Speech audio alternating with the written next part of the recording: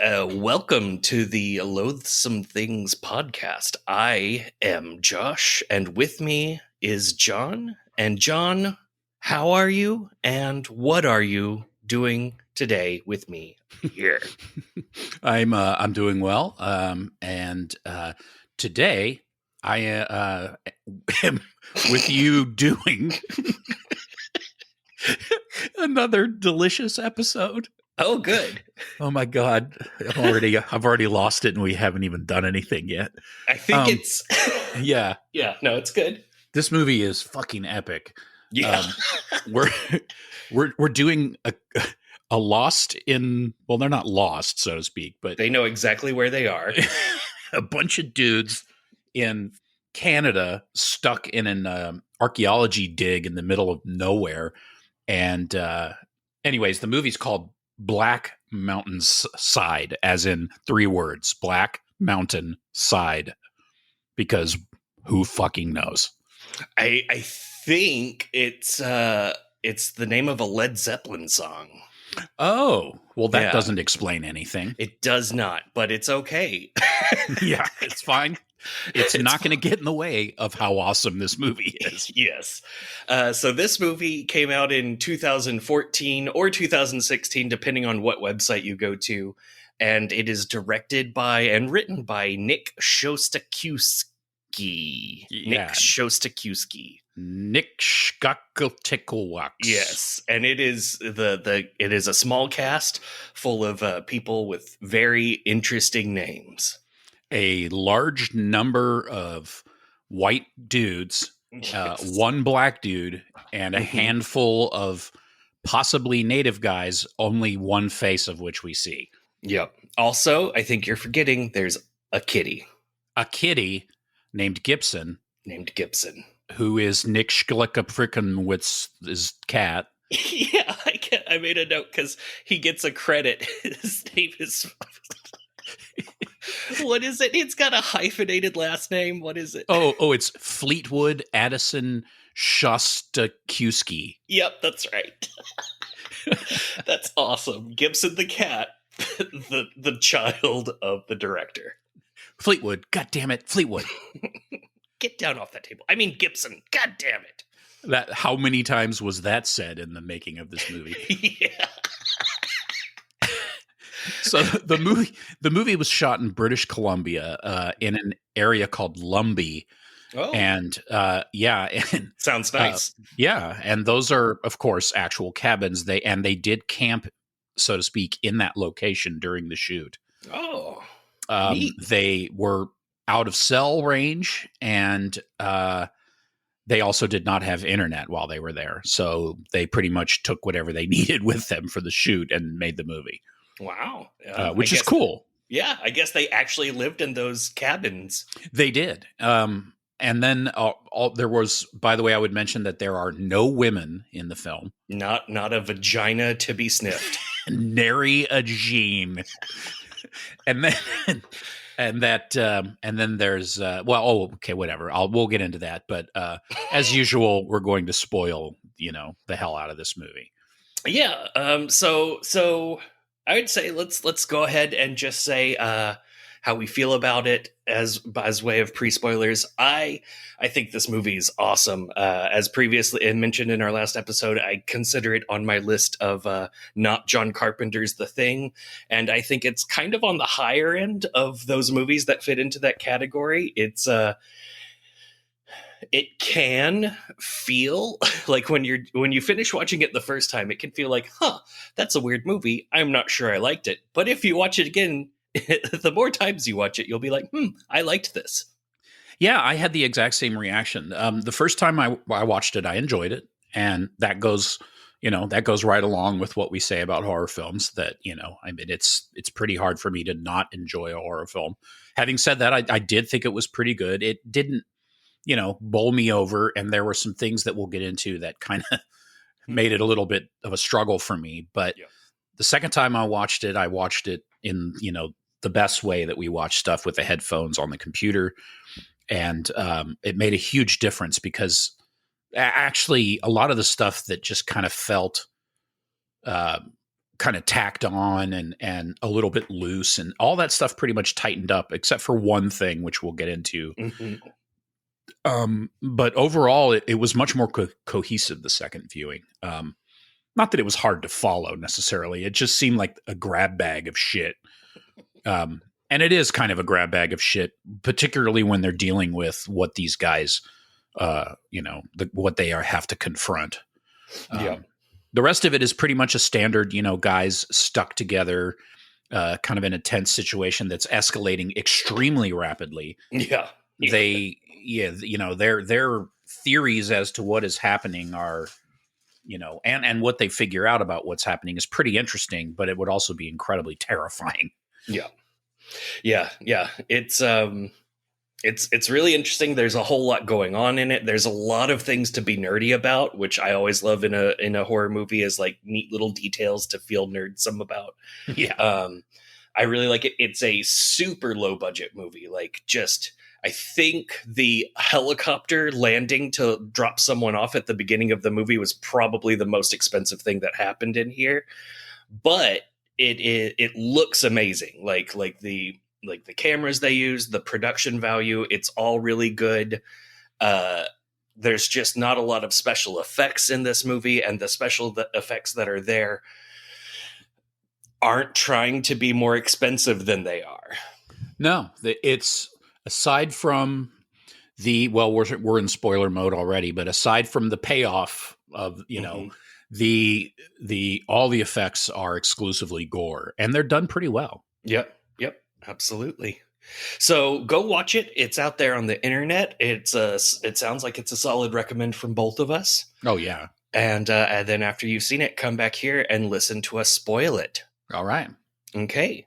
John, do you have a spoiler for us?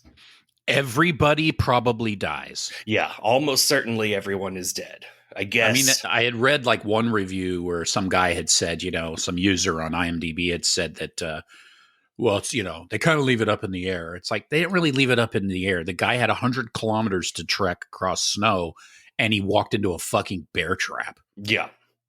And it is also possible, probably not, but it's also possible that there is no one out there to rescue him. Yeah, that's true. So, it's really hard to tell what's going on in this movie. Yeah, there's that whole bit where they're talking about so here's the premise. These guys are archaeologists, and they're on a site. I think the dig site is called Site 291. They've found, some artifacts and some tokens of some sort of ancient civilization. And so this is one of however many sites. I think it was 291 sites, and they are number 291. Yep. They are in the northern Taiga Cordillera of Canada. Yeah, that area. Yeah.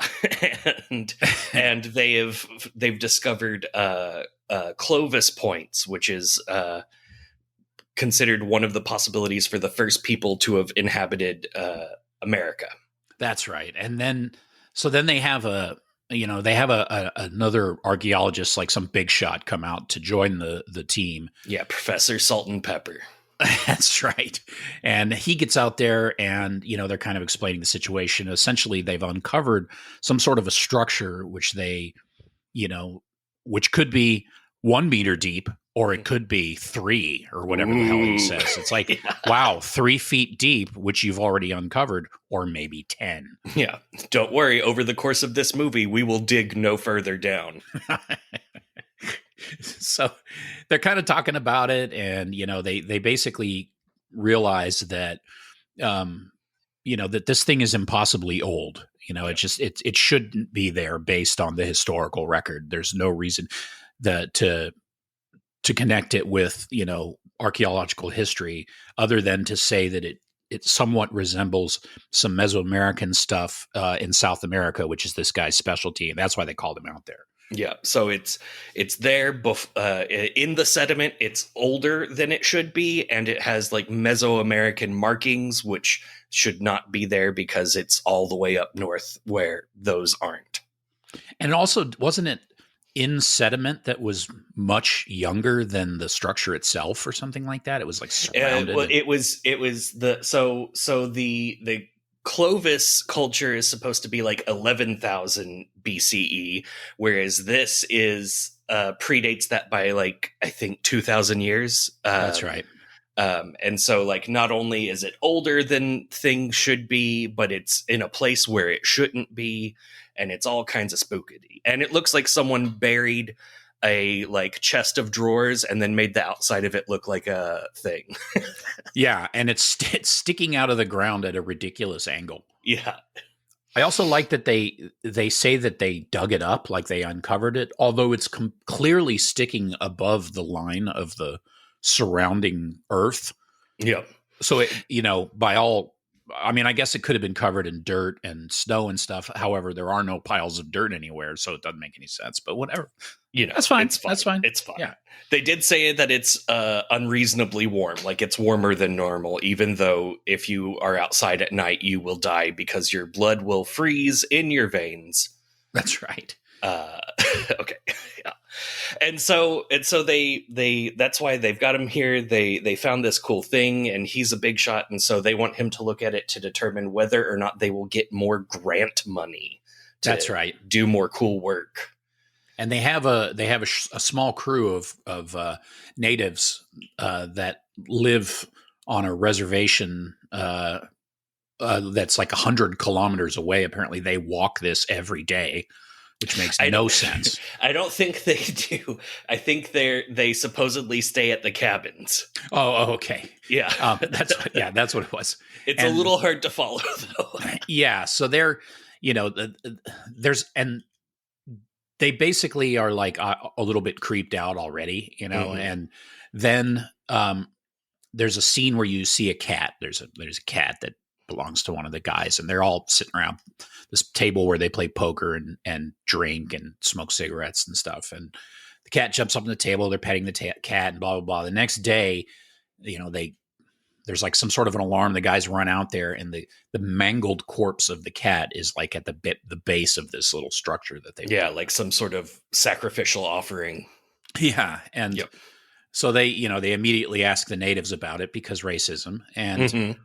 the natives immediately blame this dude McNaughton, who's I think he's the guy with the green hat, the annoying guy who does nothing. Yeah, he's the like technician guy, the guy that's in charge of all the equipment, and he's the creepiest looking. Yeah. They blame him, so they radio McNaughton, and there's this really weird scene where the guy's just like, "Hey, McNaughton, did you kill Cat?" Yeah. And he's like, "No." So you didn't kill the cat? No. Okay. And then he's like, "Yeah, this guy said he saw you kill the cat," and he's like, "Nope, didn't do it, but you'll figure it out. I've got faith in you." Yeah, later. Bye. Oh my god. Yeah, and so that's the first weird thing that happens, and then all of the native workers leave in the middle of the night. I think it's funny because it's like, 3 of them left, and the other 2 went to go find them, so they're all gone. Yeah. One thing I liked was it as we had mentioned with the Empty Man, there's some references to other things in this movie, but besides just the obvious comparison to something like The Thing, there's some less completely overt references. There's a scene where the guy's walking through the snow carrying a rifle, and the camera's behind him, and it's very like Jack in The Shining going to get his kid out in the maze thing. Nice, very similar shot with all the snow and what was that? There was another reference to something that was pretty clear to me. So there's also a Stalag 17 reference in this movie. Oh wow. Where the guy McNaughton is throwing the ball against the wall because he's bored. That's a famous scene in Stalag 17 where he's just like bored in his little area, bouncing a ball off the wall and catching it over and over again. That's pretty cool. Yeah. I like that. Oh, by the way, there's no music in this movie at all. Yeah, there's just lots of really good like winter mountain wind noises. Yeah, the sound design was great. Yeah, very atmospheric. It sounds really good on headphones. Yeah. I mean, there's not a lot that happens, and so the sound really contributes to it, and that absence of music really kind of lends to this sense of isolation. Absolutely. So yeah, it's after that, things start getting weirder. So at like there's basically like two lines to the story going on simultaneously. There's things are getting weirder around them, and also the two academic guys are just like ignoring all the weird stuff going on and just like walking around having conversations about archaeology and about their own careers and stuff like that. So like we find out that the locals see animals as the embodiment of gods or demons, and that's like them talking about stuff. And then there's an intern guy who has himself a really gross vomit on the table that they normally play poker on. Oh yeah, he has the black oil looking vomit. Yeah, and then there's the scene where they take him to the like clinic area or whatever, and the doctor that's on site is kind of like looking the guy over, checking him over, and then he talks to someone later, and he's like, the guy's like, well, what's up with black puke guy? And the doctor's like, I think he just has the flu. Yeah. Yeah. Like, what the fuck kind of flu makes you vomit black liquid? Yeah. I also really like there's a lot like once bodily fluids start flying around in this movie, there's a lot of scenes of people wiping down surfaces, but even though like there's a scene like where they're wiping down a surface that there was gross bodily fluid on, but it's supposed to be like 3 days later. So it's just like weird business going on.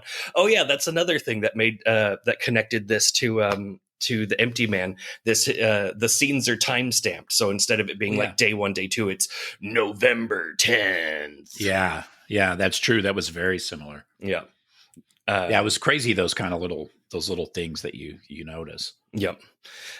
So while all of this is going on, they're supposed to be getting supply drops from headquarters. You know, they even like call in. They're like, "Hey, we need more milk, we need more eggs, and we need more cigarettes." And they're like, "All right, we're going to drop your supplies on this day." And as things get weird, the radio stops working. They even have like a whole thing where they're like trying to figure it out. And the tech guy's like, "The radio works. It's just no one's listening." And he like even proves that it works because it like goes to their own PA system. And it's just no one is talking back to them. And then over the course of things, the day that they were supposed to get their supplies passes, and they never, the helicopter never shows up. They never hear from anyone. And that's like a point of contention all along the way. Yeah. Now they're completely isolated. They have no idea why. Obviously something strange is starting to happen. They haven't really, nothing's been put together yet as far as what's going on. But the natives have left. They're spooked. Something killed the cat. This dude puked black oil, oily water or whatever it was. And they're not going to be able to get their supplies, their milk, eggs, and cigarettes. Yep. We've got, we find out that, planes can't come up here because it's so cold that the engines stop. We start seeing people that aren't getting enough sleep. We start seeing that people are getting on each other's nerves. The intern is like twirling an artifact for fun, and his boss is like, "Stop it!" Yeah, that was hilarious. Yeah, we see that they're like trying to refuel the generator, and they realize they're running low. That their supply drop was supposed to be 3 days ago. And we see there's even a scene where they tell the technician guy to rig a loop. So that if anyone does radio in, it'll go out over the PA system so that no matter where they are, they can hear it. And he's like, "Oh yeah, dude. Yeah, sure. I'll totally do that." And then as soon as that guy leaves, he actively does not do that. Yes. Very aggressively does not do that. Yeah. We also find out along here that there are bears in this area, but you don't have to worry about them because there are bear traps fucking everywhere. And he even goes as far as to say the bear traps will fuck you up. Yeah. Yeah. And that's not foreshadowing. No, it's not. It's fine. We find out that the artifacts are similar to Aztec or Maya in style, but they're not written in a language. It's more like what you would see in ancient cave walls, but with a like coherent run through. Mm-hmm. Then we see McNaughton's, the technician is acting weird, and like they knock on his door and he doesn't answer. They open it and he's just sitting there being still. And he says he's just reading, but he hasn't been eating. He hasn't been sleeping. And then it gets awesome. Yeah. Suddenly it's late at night. This movie is, to kind of mark the pass of time and just to kind of give you this, a sense of atmosphere. It's constantly cutting from day to night, and every once in a while interspersed with like a specific day or date title card. Yeah. So here it is, it's at night. There's this huge alarm. They're screaming to get everybody to come to, one of the cabins, and they run into the cabin and they've got this guy held down on the table. Yep. And, you notice that his arm is doing the lumpy, bubbly movie thing. Yeah, like, the bladder around under the skin special effects and all discolored and gross looking. And so somebody grabs an axe and hacks his fucking forearm off. Yep. Yep. Just gets all choppy instantly. Like, oh, well, obviously we need to cut it off. I mean, I guess it makes sense considering whatever the hell was happening to his arm. But yep. And then in order to stop the bleeding, they use the classic fireplace set shovel, that you would use to scoop out the ashes. They get that hot in the fireplace and then cauterize his arm with the flat of the fireplace shovel. I love it when that Olsen guy, the visiting guy, is like yelling at the other guy about that later, and he's like, we had to cauterize his arm with a fucking shovel. Yeah, it's going in his report on whether or not they get a grant money. That's right. Oh my god. Yeah, it's awesome. One thing about that scene that kind of sucks is that the arm is all rubbery and obviously fake looking. Like you can see before they go for a chop, they like put the axe on the arm and it just like completely like squishes in. Yeah. Which later, like that's one thing that bothers me about this movie. If we had known what we know later, that would have looked amazing. It would have looked so cool, but we didn't know about it until later. So it didn't look cool. So that's part of why it's a good second watch.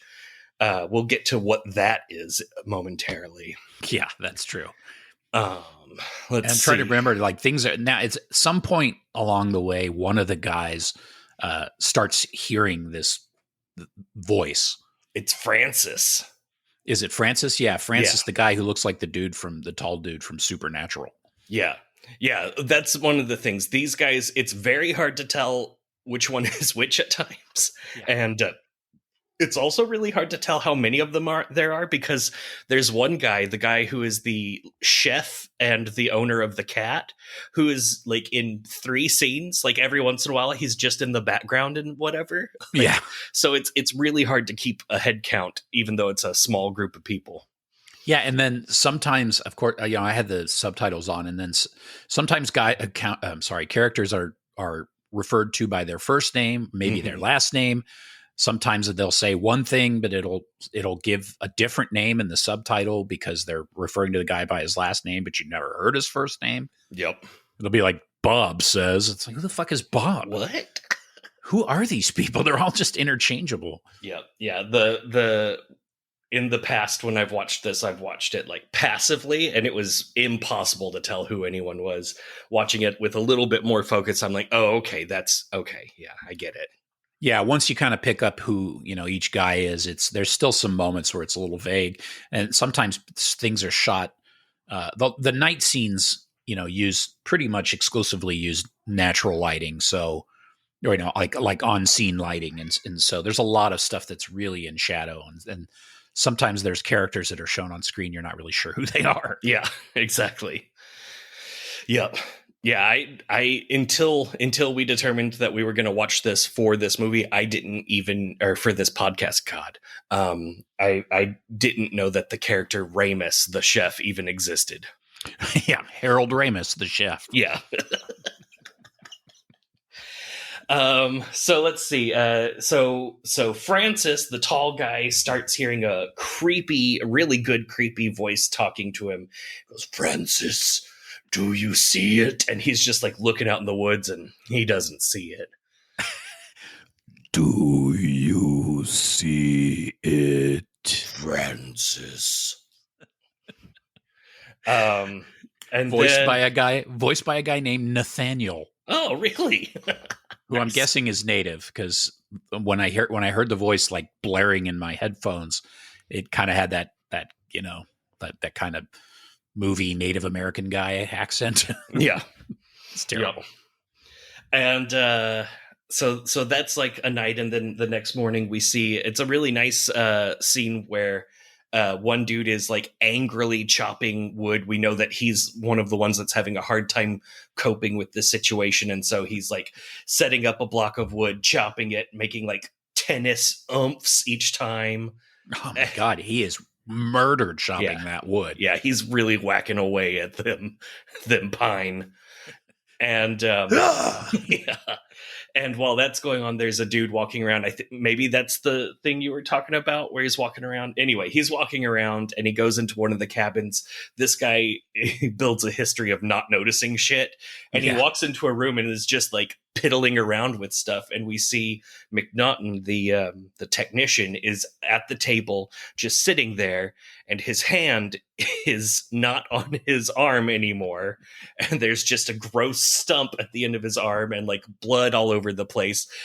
And dude is just walking around like, and then finally he turns around and sees it. And they have this whole, he gets on the radio and starts calling for help. He's like, "Is anyone there?" And then the dude that cut his hand off starts repeating everything that he's saying, like shouting into his face, repeating what he's saying. It's an amazing scene. Yeah, that was so weird. Yeah. Is anyone there? Yeah. Is anyone there? Is anyone there? It's like, is this really the time to mock someone? This is serious. So that's going on. They like get him. I like that the doctor, there's a guy there. He's just the doctor. He even talks about how he doesn't have anything to do. That's now changed. He just gives everyone all of the medicine. So like he just like, that's most of his lines are, "All right, I want you to take these pills. Here's a antidepressant. Here's some Xanax. Here's everything you want. Here you go. Knock yourself out. Take all of these." Yeah. So they get McNaughton. He's chopped his arm off. They're like, "We've got to get him to a hospital. He's probably going to lose his entire arm because it's not a clean cut. He just like really ripped the shit out of it." So gross. He used a knife. Yeah. Just like one of their cooking knives. And that then took some work. Yeah. That's one of the two practical effects we've come across. The arm chop and now the wrist stump. Very easy, but well done. Mm-hmm. Then later, we see Jensen is walking around at night. And you hear the creepy voice talking to him. He's like, "This way, follow my voice." And he sees people standing around. It's hard. You can't really see who they are. You think it might be the workers that abandoned, or it could be the rest of them. Yeah. And it's hard. It switches, and he's talking to the doctor. He's like, "Yeah, I haven't been sleeping, but I've been having this dream where I see people. They're like us, but not, and they're watching." And the doctor's like, "Here, take these pills." Have I got a lot of pills for you? Yeah. Yeah, that was the point at which I was like, wait, is this doctor being irresponsible with medicine? How many should I take? It doesn't matter. Yeah, just go with it. Yeah. And then while this is going on, the two academic dudes, Francis and Professor Salt and Pepper, are still talking, like walking around talking about academic archaeology, and they learned that there's the animals portrayed on the things are godlike creatures, especially the one that's a deer god, which is very important, like a creator. And that these people had no concept of germs or bacteria.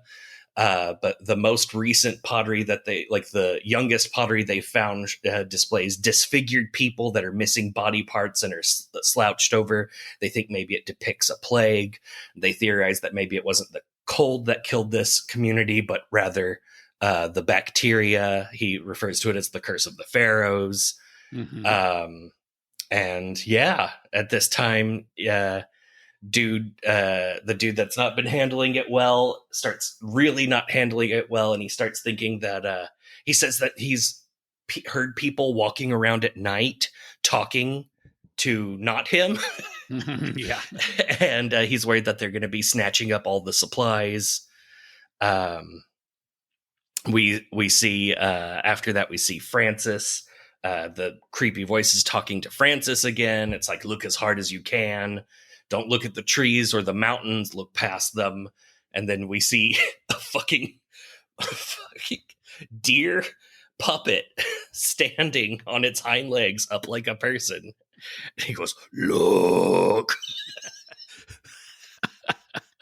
Look at my pants. It's real weird. It is It is so fucking weird.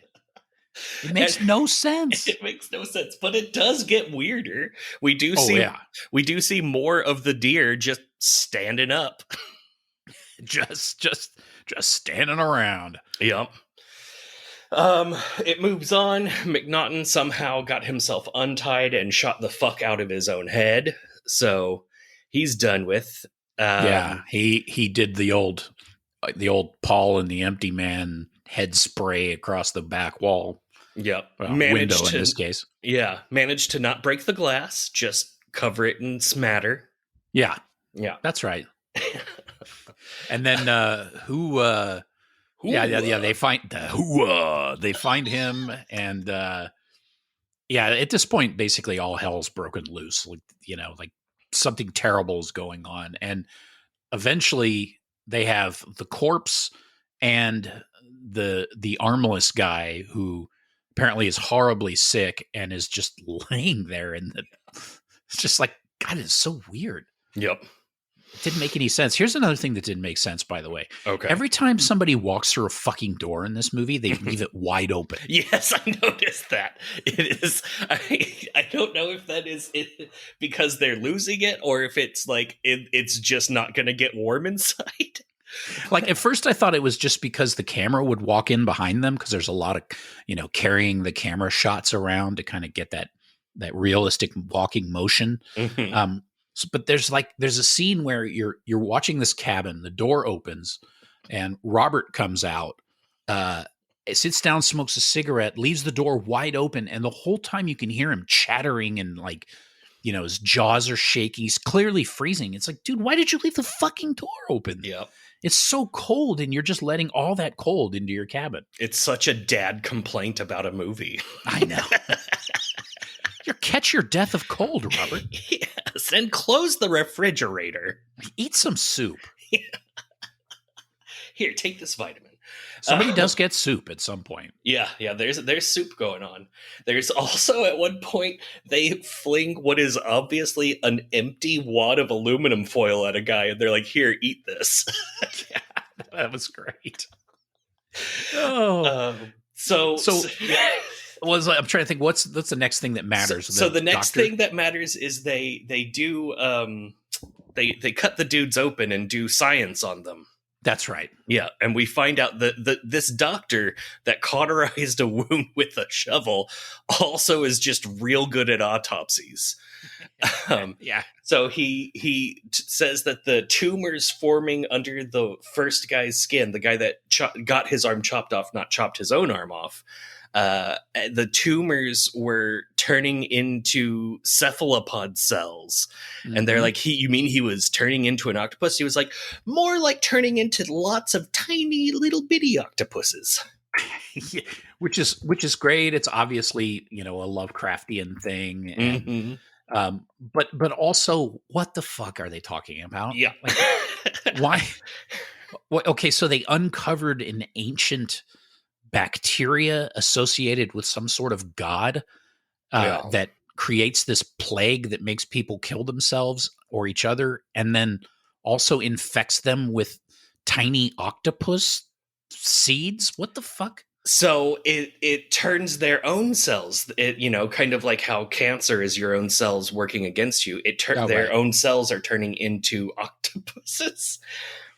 Which is, I mean, okay, if that's the idea you want to go with, that's great. Yeah. But you're going to have to flesh that out a little bit. But I will say, if we had known that, if he had done a blood test before they chopped off his arm, that scene where his arm is all rubbery and fake would have looked so cool if we knew ahead of time that his arm was turning into octopuses. That's true. Yeah.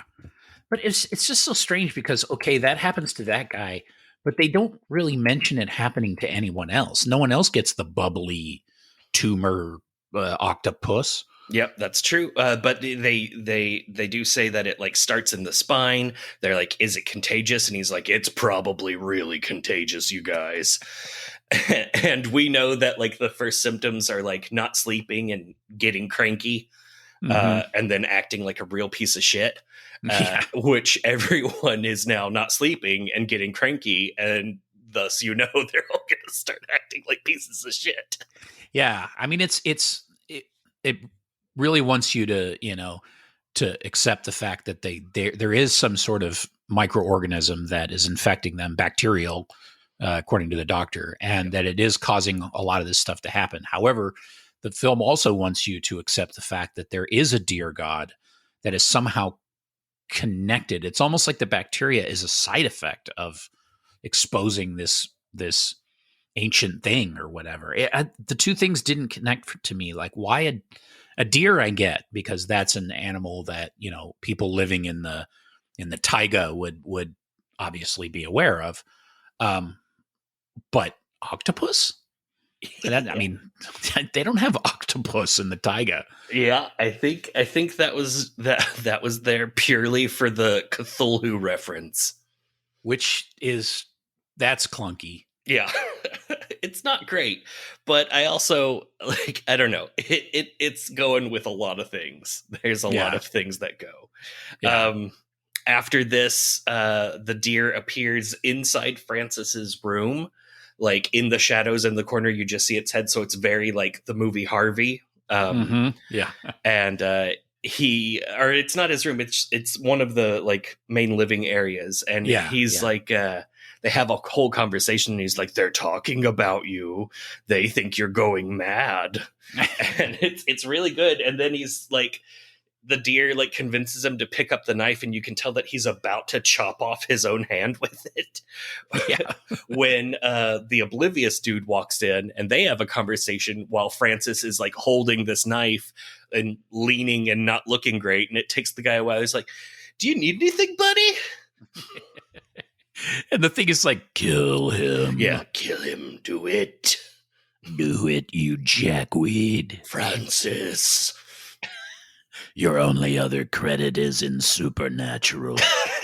And that's not even really you.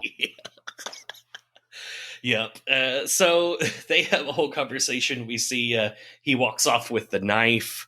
And later he ends up going to the hospital area and finishes killing off the intern. And we like whenever we see it, it's the professor walks in and he's there with an axe, but then he like starts explaining like he told me to do it, he made me do it, and we find out that he used the knife to like cut the guy's wrist, then cut the guy's throat, and he just wouldn't die, and so he was like chopping him and stabbing him, and nothing was working, so he grabbed the axe to like really get the job done. Yeah, that's pretty. That scene was pretty great. The way he acts is that part where he's like, he made me do it. I had to do it. I want to go home. Yeah, he gave that one line where he delivered, "I would like to go home." That was amazing. Yeah. I will say the acting in this movie is great. Like I at no point did the acting pull me out of it or make me feel like this wasn't, a real movie. Yeah, a lot of people didn't like the acting, and I guess my only response to that is, do you know any scientists or anyone who works in kind of nerdy, like engineers or these people talk exactly like this? Yeah. I work with a lot of engineers. They're all like those guys. Yeah. They all seemed really believable. That it wasn't like flat line reading. It was pretty good, pretty emotive, not too emotive. Yeah. I thought it was great. And this was, like an apex, like him being all like scared and, he's the biggest, tallest dude there. And he's like all like hunched over and sad and aw. Yeah. Like he was forced to do this thing by this creature, and he doesn't, he doesn't want anybody to think that it's something that he would just do on his own. He just had to do it. Yeah. And it's also really good because this conversation is going on between him and the professor. And we've seen like their, friendship build over time. Like he even wrote a essay in response to that guy's essay whenever he was in college, and oh yeah, all kinds of stuff like that. Good stuff. Yeah, that was good stuff. I also liked when Olsen comes in there and he sees him standing there with the axe, and he sets off this. It's like the loudest alarm. Yeah, it's the worst practical non-digital fire alarm where it's just a really horrible bell ringing. Just oh God, turn that off. Yeah, the worst. Like anyone there doesn't know terrible things are already happening. Yep. And then they take Francis and lock him in his room. The dude's name is Robert Michael Giles. Yes. Is now super gun happy, and he was like, "I will fucking shoot you."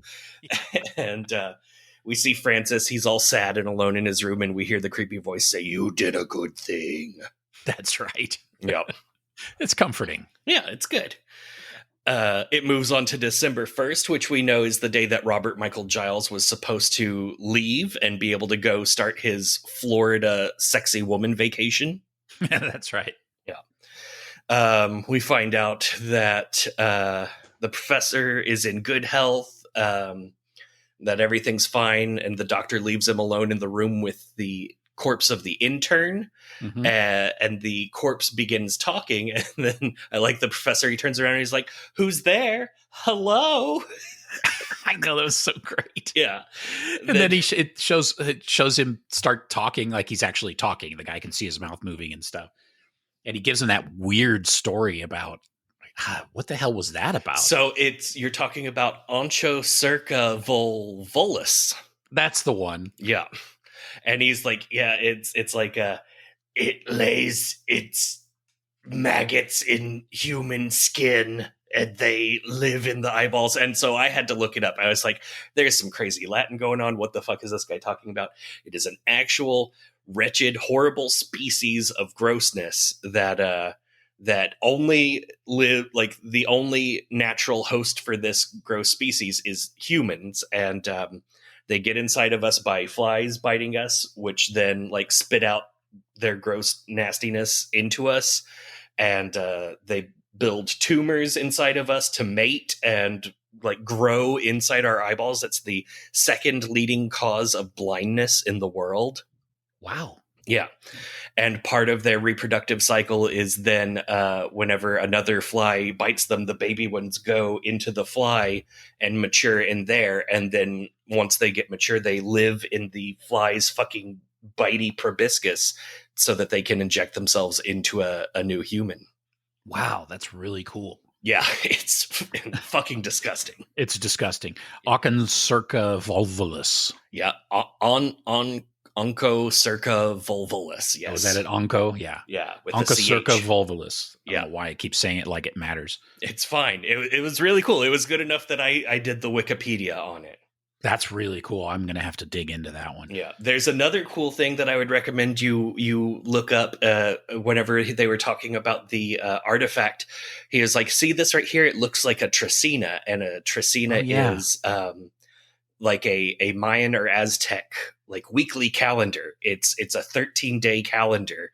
And there's like a certain number of, I think it was 13. I don't know. There's a certain number of them each year, and each week, each Tricera has its own god associated with it, and each day in the Tricera has its own like figurative meaning. So it's, Friday or Saturday, but it's like flint knife or fuck you.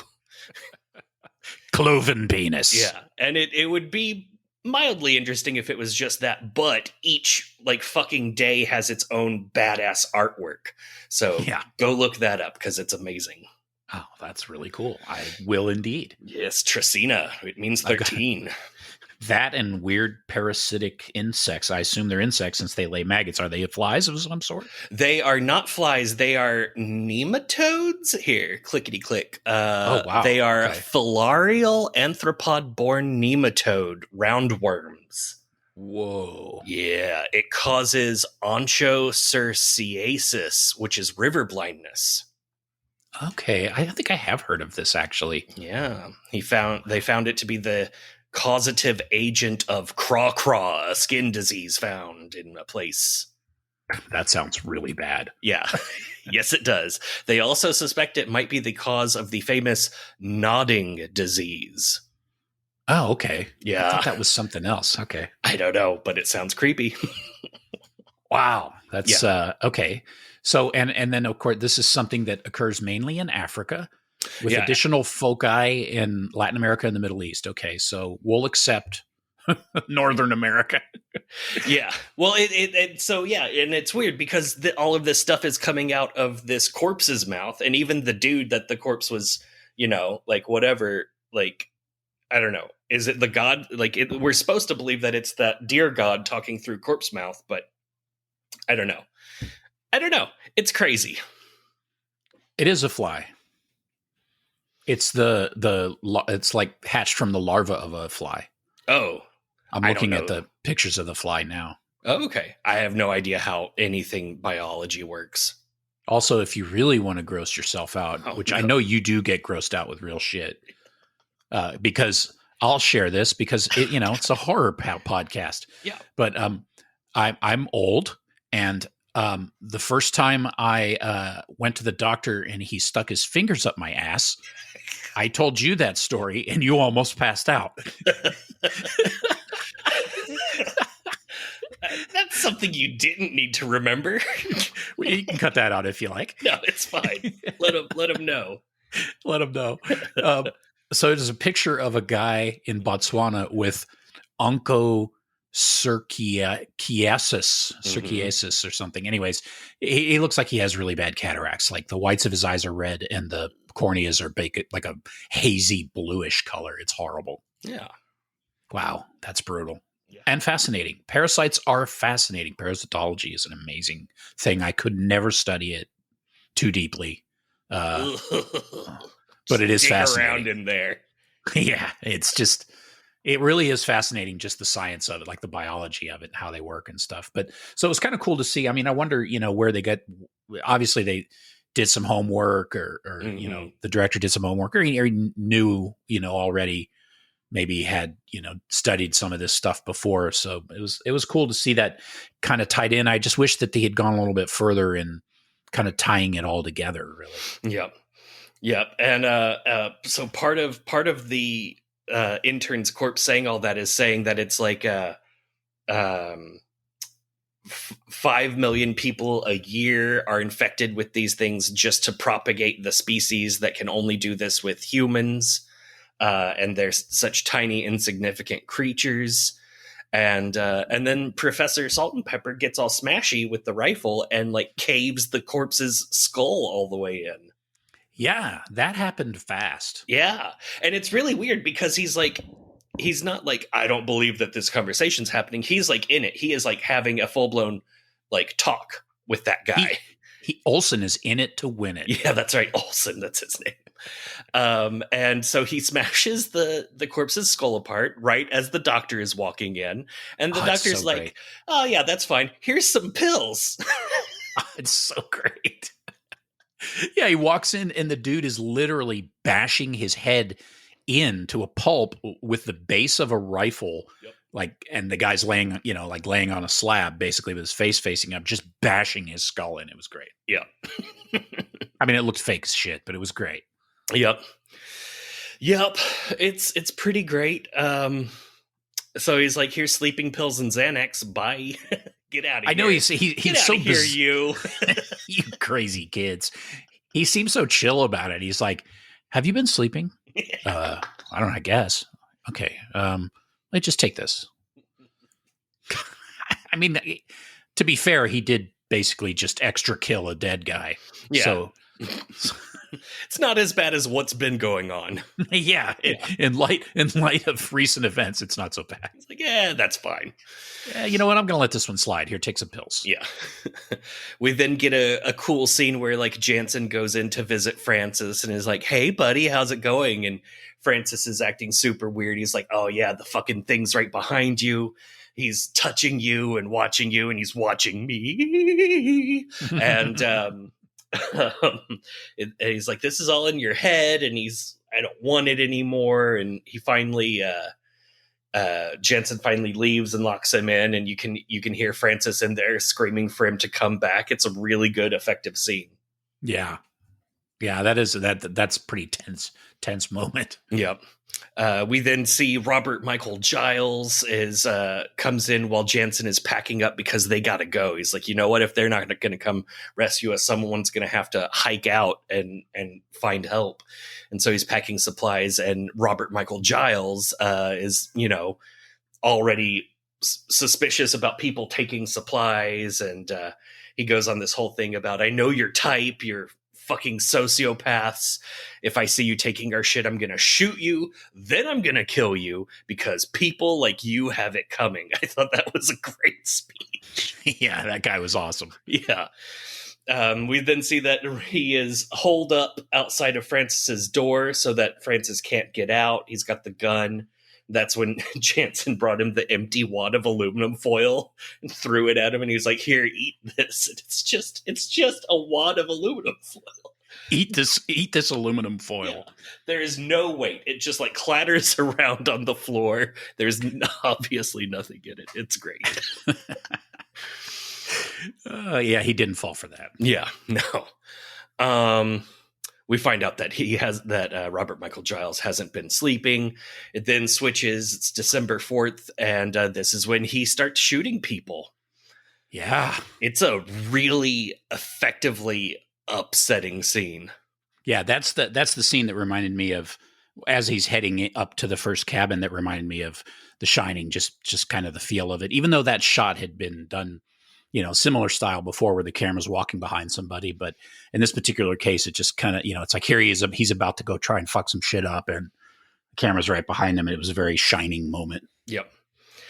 And he's got a very basic hunting rifle, one shell in the chamber, and then you've got to do the whole lever and pop it out, put a new one in. And so we see him, he's just like walking between the cabins, giggling to himself a little, goes inside, opens the door, shoots whoever's inside, loads another shell, goes to the next door, shoots who's ever inside. It's brutal. It is brutal. And a couple of the guys take a few shots, and they're like one of the guys he shoots, and the guy looks at him like, dude, what are you doing? And then he shoots him in the head. It's great. Yep. So and the way he laughs is actually, because usually in the movies when somebody's doing that, they have this maniacal, completely over the top laugh, but it was like it was actually funny to him. Yeah. It was just like he was giggling to himself, like he was thinking about a really funny joke that he'd heard. It's like, boom. It's so good. That was good. Oh, wow. I want to watch that again. Here we go. Boom. That's even better. So fucked up. Then they have a shootout out in the darkness. With all these gunshots, there's very minimal special effects. That one guy, he shoots right in the face, and the way that it's done is the guy like has like red paint all over the palm of his hand, and at the last minute the guy lifts his hand up to like stop the bullet with it, and so like that's him getting shot in the head, is the paint on his hand. Mm-hmm. Very low budget, but it works amazingly well. Yeah, for sure. Then they have the shootout outside where like we hear a gunshot, and then a guy is in the dark, and he's like, "Ugh!" and he falls over, and so it's Jansen and Robert Michael Giles just shooting each other in the darkness until finally Jansen shoots him right in the head, and he's dead forever. Yeah, he kills him for eternity. Yeah, it's whew, it's very loud. The gunshots are extremely loud, and they actually sound like rifle shots in a valley, like echoing through the whole valley. It's really well done. The sound, I think it's because the absence of music really helps in those moments. Yep, absolutely. Although I think, throw some what is it? Rob Zombie music in there, this would have been a whole different movie. Yeah, a shitty one. Yeah. So now the only people that are left are Professor and Jensen, and Jensen has been shot, and he's like, you got to get out of here. Here, get some supplies. And so the Professor goes to get supplies and make his escape, and we hear the creepy voice goes, "Stop him, Jensen." That's right. And so the Professor's running around getting stuff together, and then we see Jensen is like off getting stuff together. It's hard to tell what he's doing at first, but then we see that what he's doing is he's grabbing boxes of dynamite that they decided that the best place to store the dynamite is next to the hot water heater. I know. Highly explosive, it says on the goddamn box. Yeah. And they have like 3 boxes of it. He just grabs the top box. There's like sticks of dynamite flopping around. Just rolling off them, like flying out of the box. It's like, that's fine. He can barely stand. He has to prop his head against the door, like the side of the door just to get out. Yeah. That was great. Yep. And he does the whole like pour gasoline all over everything and then pour it out in a line so I can set, the cabins on fire, which I thought was great because we see all of that happen, but we never see any fire because they didn't have the budget to actually burn one of these cabins down. It was pretty cool. Yeah. And so his plan is he's going to blow up the artifact. The Professor's running through the woods, and this is really the big scene in the movie, but also the big on confusion scene in the movie. Yeah. So it switches to the Professor, who's got a rifle, and he's running through the woods, and he sees the deer. He tries shooting it, and shooting it doesn't do anything. It isn't hit. It doesn't move. He starts talking about like the difference between when animals look up the sky, what they see, when humans look up, and then what do you think I see when I look up there? And this is the Professor has he talks, like answers him. He's like, "Where were you when I created the stars?" And he's like, "No. Space, time, no." I know, that part was so strange. When animals look up to the sky, they just see little points of light. Mm-hmm. When man looks to the sky, he sees stars, parts of galaxies, da. Yeah. Do you want to know what I see? And the guy's like, no. and then he doesn't tell him. Yeah. Yeah. He starts talking about how he created space, he created time. And he was like, do you think you deserve to understand? And the Professor's like, I didn't do anything. I'm leaving. He's like, he's like, you really think that I'm like stuck in that artifact? Like I'm just like somehow bound to like a weird piece of rock.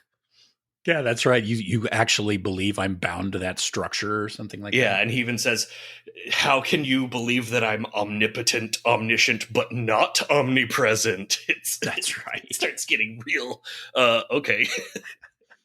Jeez, this guy's grumpy. And then the Professor says, "You're not God. God isn't cruel. He doesn't kill men like this." To which I'm like, dude, yeah, you went to college. Figure it out. This is where the real heave of this movie is. Yeah. Yeah, you're the first people to die terribly in the history of humanity. Yeah. Oh God, and what is it?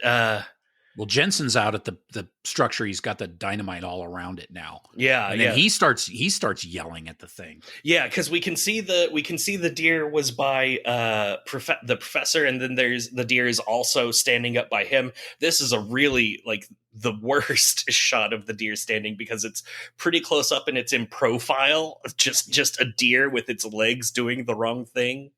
Yeah, like imagine you encounter a deer in the woods and, it as these animals do, they stand on their hind legs and try to kick you, like they'll fight you that way sometimes.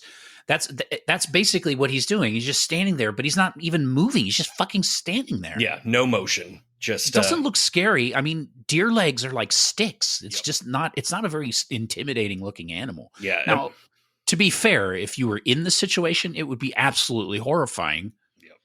But of course, it would. It could be anything. It would be scary if it caused all that shit to happen. Yeah, that's true. So if you're going to make a movie and your big payoff is this ancient god of some sort that just happens to be associated with cephalopod bacteria, whatever the fuck that means, at least make it look semi-scary. Yeah, I do wonder if maybe it's the point, and we'll get to it because I have thoughts about this movie. Okay. Mainly about this passage right here, where it's like them talking to God. Yeah. And so, yeah, it switches from the professor to Jensen, who's got his like dynamite all around him. And Jensen's like, "Why don't you stop me?" And it's because you're just in my mind. He's like, "Why don't you think I'm real?" And he's like, "You're just a stupid parasite." And they're having like this back and forth about whether or not the god is even real. And the dude's last words are, "You can go fuck yourself, asshole." And then he lights the dynamite. Great. That was great. Yep. Yeah. Also, no actual explosion is seen because that would be too expensive. Way too pricey. Yeah. So it's just it at that point switches back to the professor, who's like, "Oh." He apparently heard/saw an explosion, and now the professor is saying, "Where are you? Tell me, goddammit." So now he can't find the deer anymore, and he's now running around in the wilderness looking for the deer god. Mm-hmm. And so now he's just he's wandering away, and then the shot changes. It's like the next daytime, and he's just in a big wandering mountain snowland with pine trees. And he just keeps walking for a while, and then we hear a metallic snap, and he falls down and starts screaming. And we see that he got his leg all stuck in a bear trap. Yeah, close up, leg in a bear trap, scream, Like, cut to black. Fuck. Yeah, and that's it. Cut to credit. That's it. No music, just credit. Yep, movie done. That's it. Yeah, that's it. It was an abrupt ending. A lot of people didn't like it. People don't generally tend to. A lot of people generally tend to not like films that don't resolve very clearly.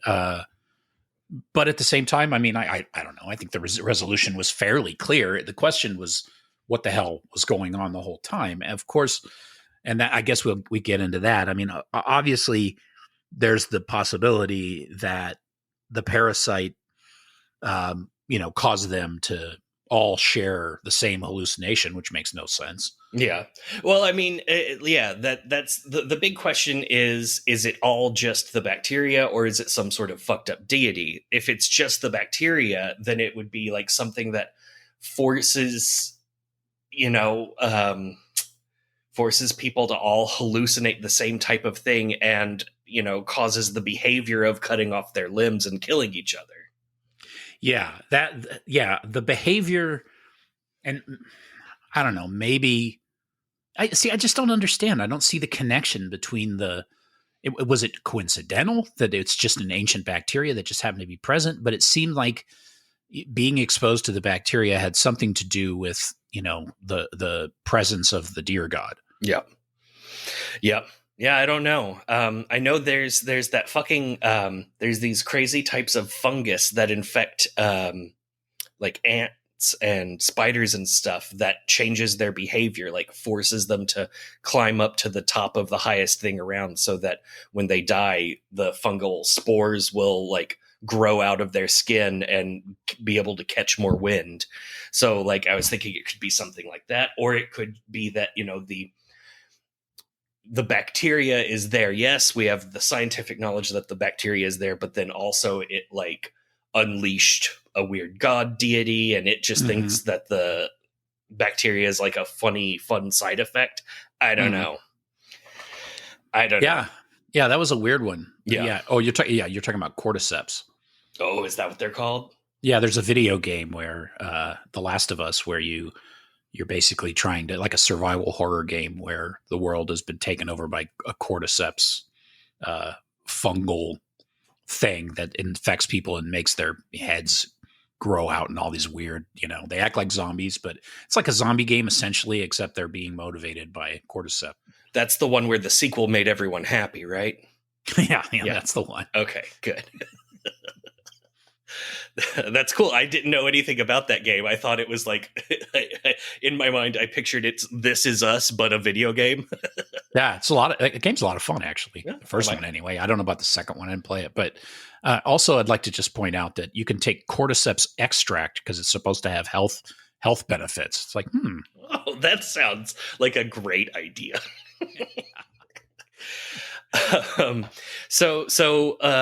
So also part of that question of, is it just a bacteria or is it a deity, is why they didn't get their supply drop. So just having the radio out probably wouldn't mean, well, then fuck them. We're not going to send them a helicopter with stuff. So that implies that either McNaughton actually fucked with the radio, but even then, like, that's one of my things, is that maybe he actually did fuck with the radio. But even then, they would still get a helicopter. They would still drop off supplies. So it makes me wonder if they like unleashed the creepy deity on the whole world, or if like what's going on outside of their little dig site. Yeah, it's weird. I don't know. It's this is one of those times where I'd love to pick the brain of the guy who made it and kind of see, but who knows what he would even be willing to divulge. Yeah, that's true. And so the if I was going to write and please never know, but if I was going to have to write a college essay on this movie, this would all be framed as like a whole like science versus spirituality thing, because you've got all of the guys are like representing like all of the like deadly sins. You've got like greed and all of these, and sloth, all of these things flying around. And then you've got these two guys having this whole conversation with God. God isn't cruel. He doesn't kill men like this. That's, like the classic conversation of if God is a good God, then why would these things happen? You've got all kinds of stuff like that in there. And I think that if that is what's going on in this movie, or if that's what the director was like aiming this movie at, I think part of it being a real dumb looking deer puppet is for the absurdity factor. Like part of the question is whether or not to believe in this deity that is obviously absurd in appearance, but you can't just completely discredit it. Yeah. I don't know. I don't know either. It's a strange one. I mean, it's cool. One of the things that's really cool about the movie is, because they didn't have a big budget, they don't do all the things that every fucking horror film makes when they have enough of a budget to do it. Now, some films do it well, some films don't, but they all kind of do similar shit. They all kind of take after each other in really crucial ways.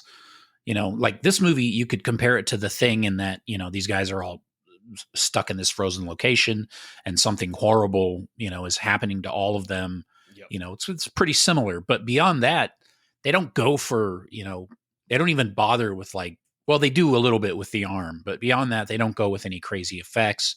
I mean, the deer is obviously, I mean, maybe they just thought, let's have it look like a real deer. I mean, it's a god that just happens to look like a deer. Yeah.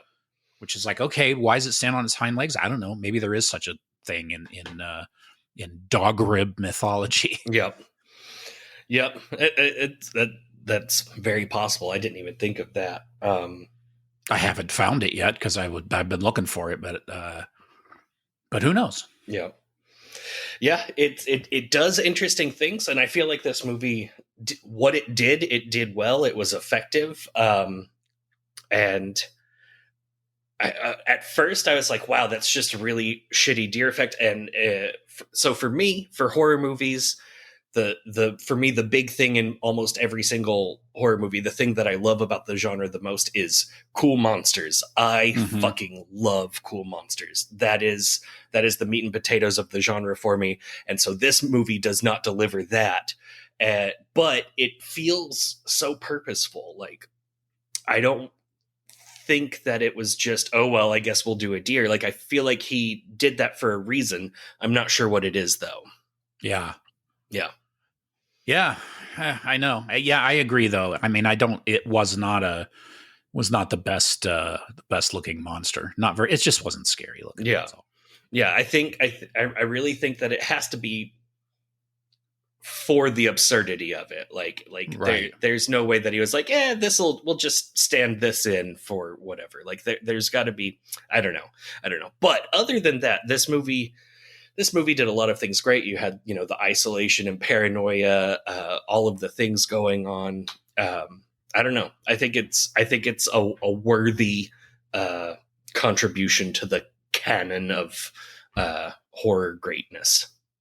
Yeah, I think so. I mean, if you compare the way that the creature is presented, and think of this as like an independent character drama where, you'll have character dramas in Hollywood that have like, there's some Hollywood element to it. Maybe the performances are engaging, but ultimately the subject matter is extremely hollow. Or you get independent films where, the performances are engaging and the subject matter completely rings true, and it has this emotional depth and so on and so forth. This movie, as an independent horror film, has that realism to it as well. So that, like I had mentioned earlier, if you actually saw some sort of deer standing on its hind legs in this unnatural position, talking to you like in your head like that would be incredibly terrifying. Yeah. Having said that, portraying it on screen, it looks comical. I mean, it's there's no way around it. I mean, and most people would probably agree with that. And it's just hard to imagine that when they were making this movie, somebody didn't go, hey, Johnny Shackle Dinklehocus or whatever his name is. Yeah, Dinklehocus. Yeah, Johnny Shackle Dinklehocus. Maybe the deer's a bad idea. I'm just throwing it out there. Yeah, it I feel like it's on purpose, but it does take me out of the movie. Like it fucks with my ability to suspend disbelief and just go where the movie wants me to go. It's just sticks out. It's not congruent with the rest of the film. It's just it's weird, and I don't like it. I still don't like it. I still don't like the deer, even though I like the movie a lot. Yeah, I would agree. And it, like we had mentioned earlier, I mean, the movie really did reward multiple viewings for me. It just kind of tightened it up more. Mm-hmm. It really gave it a little bit more cohesion. It stuck better for me. Yep. There was, I mean, for a movie where not a whole lot goes on, it's kind of important to have a good kind of a good account of what does happen. It helps kind of solidify the story, because it is, as we've mentioned, it gets a little runny with a couple elements that don't, not that we need to have stuff explained to us completely. Some of my favorite movies don't explain anything. You just have to kind of try to figure it out. But this movie kind of straddles that line. Like, they give you enough that you're basically almost being set up for some sort of a, more cohesive payoff, but then you just don't get it. Yep. But having said that, like, I still liked it a lot, and I think it's totally worth watching. Yep. Yeah, I completely agree. Do we want to? Are there any other aspects or scenes that you'd like to talk about before we go into grading this movie? I don't think so. I mean, it's on balance. It's these. I mean, there's all kinds of sub themes that are present in movies like this that, if you want to really start to dig, you can, like these are first of all, like why does the god react the way that he does? Is it because they're, not necessarily that they're white, but they're white men out of place. They're in an area they shouldn't be. The natives have respect for their environment and for the god. And, that's why it doesn't necessarily target them, although it might. They've been living there their whole lives, and, they seem okay. Or is it tied in with the fact that they just simply uncovered this structure? But it kind of seems like a commentary on, kind of like colonialism or something. Like if you go into these areas like this and you start fucking around with stuff that really that really isn't for you to be fucking with, you're going to pay for it. Yeah. Which is a great, it's a great revenge fantasy that I think any of us that live here and realize how fucked up it is, enjoy. Yeah. Yeah. I didn't even think about that. That's a great angle on it. I mean, I think it's one of those things that can be almost a subconscious thing. It's something that weaves its way into, because this is the thing about horror films, is that horror films, horror films tackle issues head on that other genres sometimes won't touch, or if they do, like say, just for instance, just cinema in and of itself, not necessarily genre film. Cinema will handle in a story like this, not as a horror movie, but as some horrific drama where, like the white guy is going to save the natives somehow. And, it's totally like, it's always pushing some stupid, like white people are so awesome narrative. Yeah. With like completely ignoring the fact that things wouldn't have been so fucked up in this movie in the first place if the white people hadn't showed up. It's like, in this movie, it's just their presence and maybe their obliviousness to, the power of the natural world that they've stepped into that would cause this thing to react to them that way, because it doesn't want this area to be taken over by, people the way that the rest of the planet has, That's true. I didn't even think about that angle on it. You've got they're all business. They're talking about their jobs. They're talking about money. That whole guy is there just to talk about like additional funding. And then they also, aren't like hyper respectful of the indigenous workers that they're paying to dig through dirt. No, it's that weird kind of that like tacit racism where it's just accepted that you're superior. Yeah. Yeah. It's like you're not, you don't necessarily, you don't have like overt ill will towards them, but it's because you don't care about them. Yeah.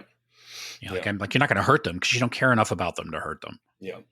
And that was one of the weird details of the movie, is that the 5 dog rib workers left and we don't know what happened to them. But we did get that thing where instead of walking south, which is the direction of their village where they live, they walked north. So the idea is that they just like walked off into the wilderness to die. But for all we know, that's like, I don't know, safety. I don't know. Yeah, that was curious to me.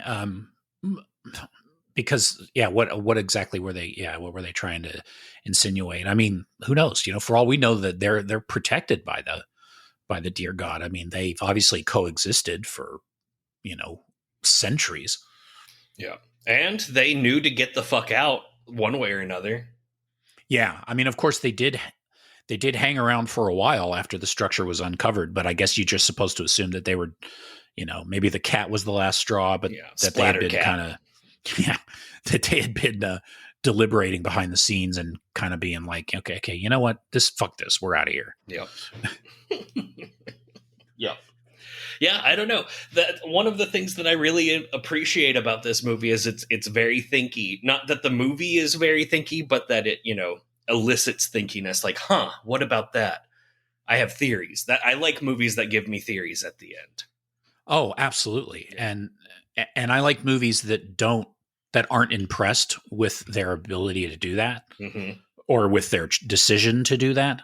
Like for instance, every fucking what's his name, Nolan, Christopher Nolan. Every Christopher Nolan film is like the most pompous, pretentious nonsense.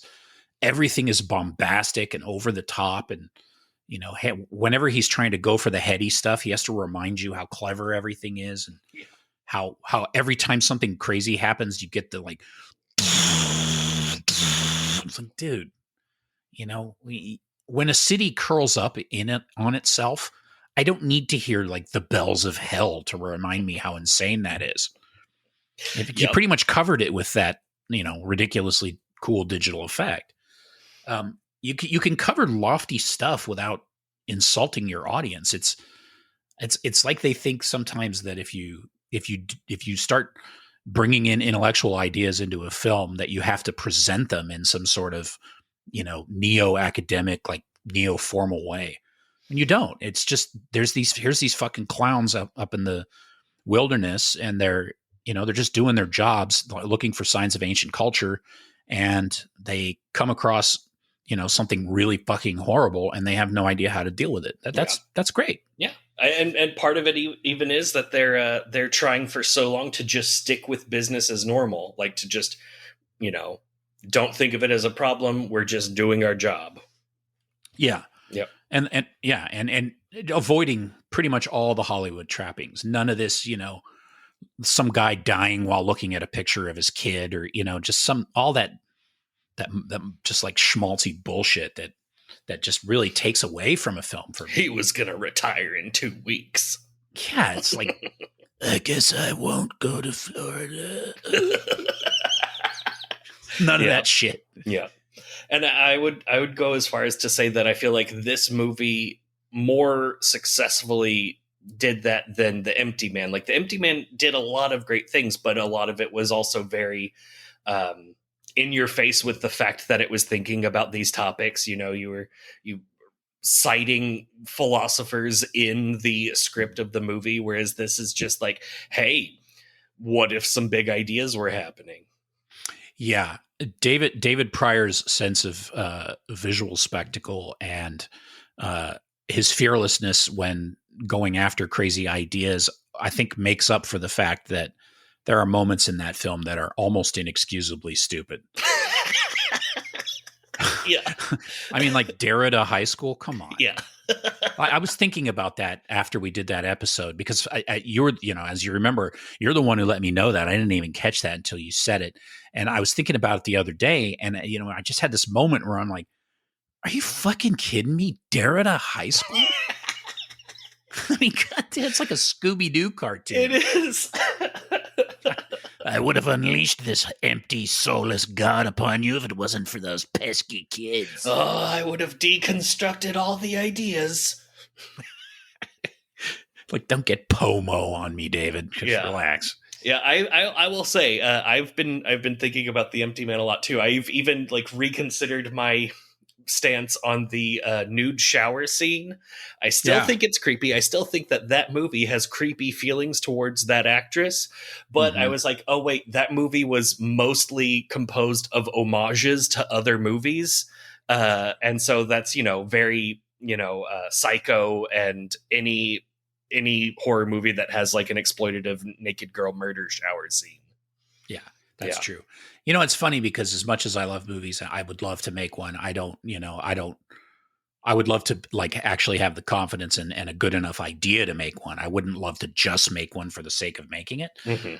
But with that in mind, I always imagine when I see scenes that have nudity or a lot of graphic sexuality in it or stuff, and I always think, if I made a movie, that shit would never be in it. I just don't see why I have to subject my actors to stuff like that, Yeah. So you're saying you would not direct Antichrist? Oh, God, no. I still see the point. It's like, what? Why do you have to show all that? I don't know. It doesn't offend me. I don't have a problem with it. I mean, I like obviously, I like seeing naked women, so it's like not a problem. Yeah. But it's not a morality thing. It's just, I don't know. Like, I can't imagine as a director sitting down with an actor and saying, oh, and then there's this scene where you have a protracted sex scene that shows all your bits for like about 20 minutes. Is that cool? Yeah. Like a horror movie wherein there's a prolonged scene of a dude blindfolded, sitting naked on a chair, stroking his fully erect penis, while a woman walks in circles around him. Yeah. That's kind of what I'm thinking we're going to do for that little bit there. Is that cool? Or are you guys ready to go grab lunch? Or you need anything? Yeah. Yeah. How do you even shoot a scene like that? Oh, and by the way, I don't want you to feel uncomfortable, so I'll just let you know up front that there'll be a room of about 30 dudes in there. Yeah. With like cameras and lights and, so just keep the boner up and we should be good. Yeah. Just self-fluff. Self-fluff. Yeah. Oh boy. Yeah. That was a weird aside. Yeah. No, it's good though. It's good. I also Now I sound like some kind of mutant that's like prudish about nudity. Don't put sex in horror. It doesn't belong. Watching it and imagining myself making a film and asking that of my actors are just that's the two different things, I think. Yeah. And I guess that comes with the territory of, having enough confidence in what you're doing to recognize that if you're actually making a movie that's worth the shit, then maybe that contributes to the film in some way. Yeah. It's actually necessary for the story, Yeah. Yeah. I haven't thought about it from the angle of what it's like to be that director. Like, all right, and now we're going to put this gross rubber puppet on your crotch and stick our hand between your legs and just jiggle it around while you pretend to be dead. Imagine asking somebody to do that for you. And then I'm going to be standing right there with a camera to make sure that we capture all of it forever. Yeah. And then, oh, by the way, your salary is $10,000. Yes. Prorated for 70s inflation. Oh my God. Yeah. This is why I don't make movies, because I can't handle basic shit like that. Basic. Yeah. Normal things. You just can't handle these normal things. Normal things like asking people to get naked so you can film them for hours. Yeah. Not asking. Could you try It's not even that an ask again? thing. It's a tell thing. I'm not asking, I'm telling. Yep. Well, one day you'll be a director and you can choose what goes in your movie. Yeah, it won't matter because no one's going to watch it. It truly will be a loathsome thing. Oh my God, Loathsome Things Studios. Fuck yes. Loathsome Dove. That's our Western. Oh my God. Oh my God. Okay. So I would give this movie I gave it a 4 out of 5. 4 out of 5. I think that's fair. Yeah. I will give it. I don't want to. I want to give it a 4 out of 5 too, but I always give it the same rating you do. But I totally agree with you, though. I think it is a 4. It's definitely not a 5. And 3 anything just doesn't seem right to me. Yeah. So, and I don't even think it's worth a 4.5 necessarily, just because it misses some beats. Yeah, it misses some beats, and it's lacking a little bit. But it's having said that, it's very good. I enjoyed it a lot. Oh yeah, yeah. I think yeah. So that's a total of 8 out of 10. Yeah. And that's a firm go watch it if you haven't already. Now you know all of the spoilers. It's really good. There are definitely worse movies on my list of not John Carpenter's The Thing. This is one of the better ones. It's not directly that, but it's I don't know. It's really good. It's interesting. It'll get you thinking, and you'll get to see the ridiculous deer. Yeah. That is pretty hilarious. It's I mean, if you think about the monster, I mean, we've seen in several monster movies now. Yep. In fact, I think we've seen exclusively monster movies. And well, yeah. Alien monster. Wasn't Alien. Does Don't Look Now count as a monster movie? Well, no, sort of. Not really. Yes. No. Okay. Micro monster? I don't know. Oh. And scene. No, I guess that's not. Yeah, that's true. That's not that's more a supernatural thriller, I guess. Yeah, supernatural thriller, slasher. Yeah, that's true. Sex have. Yeah, that perfect example. Yeah, sex Okay, scene. so and then we're gonna do all these things, and then we'll have the blind lady, and then the midget in the raincoat, and murder, run around Venice. Let's see what else. Ridiculous hotel guy. Oh, that's right. Also, you guys are gonna have a relatively graphic 20-minute sex scene. Yeah, I hope you like armpits. Yeah, and bush, Yeah, head bush, bottom bush, all over the place bush. all up in your mouth, bush. Yeah. Mustache against bush. Yeah. But just be sure take a bath first, and then just really dig everything out of your nipple before you go at it. You don't want any nipple boogers sticking around in there. Yeah, the last thing we need is nipple lint. Yeah. That would be unpleasant if it got stuck in Donnie South's mustache. Also, nipple lint Yeah. is a terrible aperitif. 2 shots of nipple lint, please. Yes. It's really more of a digestive. Yeah. After the meal. Yeah. Because as soon as you drink it, you shit yourself. Yeah. Brandy? No. Nipplent? Ovaltine? Oh, dear God. Okay. So anyway, for more content like this, or to reach out to us and tell us that we are assholes, you can, which we already know. Yeah, you can find us on Twitter at Loathsome Pod, or on Facebook at Loathsome Podcast. I don't know. Look in the show notes. I'll put the links in there. Yeah, I believe it's Loathsome Podcast. Okay, that's good. But yeah, that's right. We do. Yeah, we put the linkies in the show notes. Linkies in the show notes. All right, and so until next time, this has been Loathsome Things. Keep watching horror movies. Bye-bye.